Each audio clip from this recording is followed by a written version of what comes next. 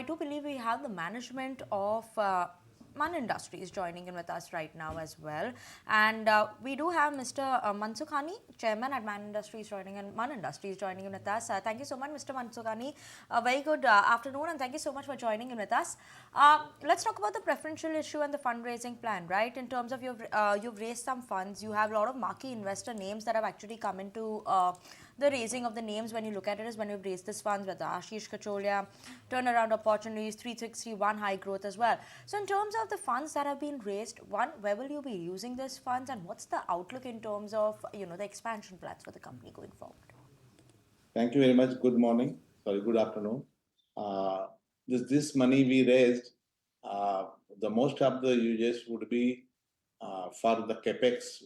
The company program is going on, and the Capex will be completed within 1 year. During this calendar year, for our synergic Capex program, which is approximately 800 crore new investment the company is making, and the part of this proceedings will go over there, and the rest, the balance 175 crore will be utilizing the Capex, and the other 75 crore for general corporate purpose and working capital requirement, which will help us to reach the new height in the company.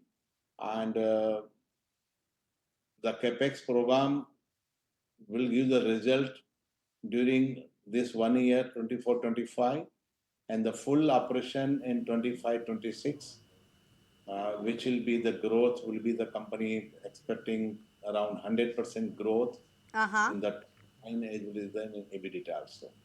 Sure. Could you actually, Mr. Mansukhani, lay down the numbers for us? You said 100% growth. If I have it right, in 9 months, you have clocked in a revenue of around 2,300 crores with a profitability of 80 crore thereabouts.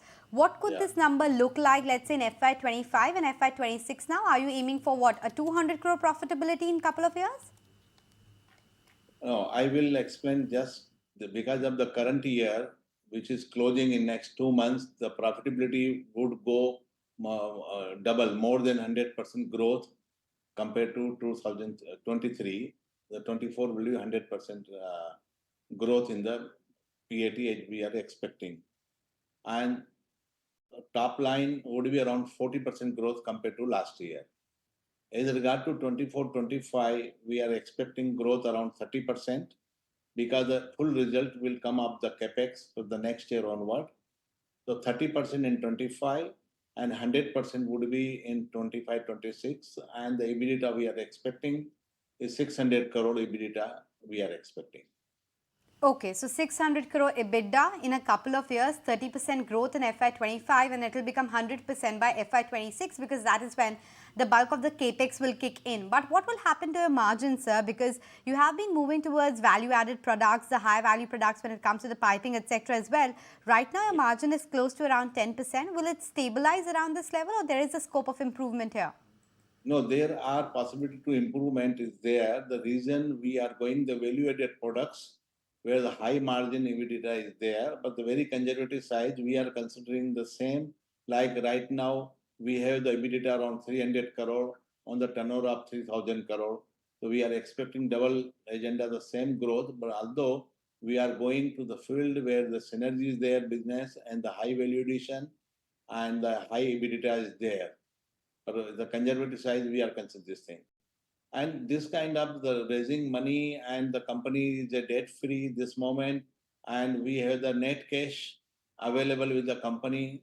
So borrowing cost, our borrowing cost is very low. Only for working capital needs, we need the borrowing like bank guarantee, LCJ, etc. Otherwise, we are very low leverage company, and the better business model we are going ahead with this thing. Right, Mr. Mansukhani, just a couple of questions, before we, let you go. Is one in terms of the hydrogen, pipes related to that as well. How is the demand trend in terms of that, as well as in terms of your order book, also the unexecuted order book as of the period when I was looking at your Q3 presentation, that was at around 1,300 crores.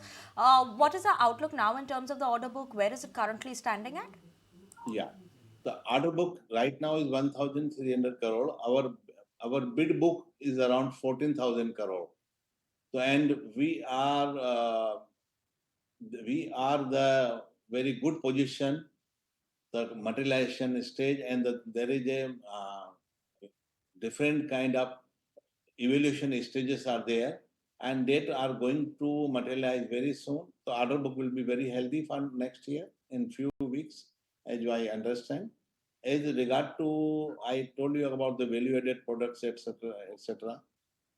Uh, and what was your other question about regarding the order book, the EBITDA, and you need some more clarity?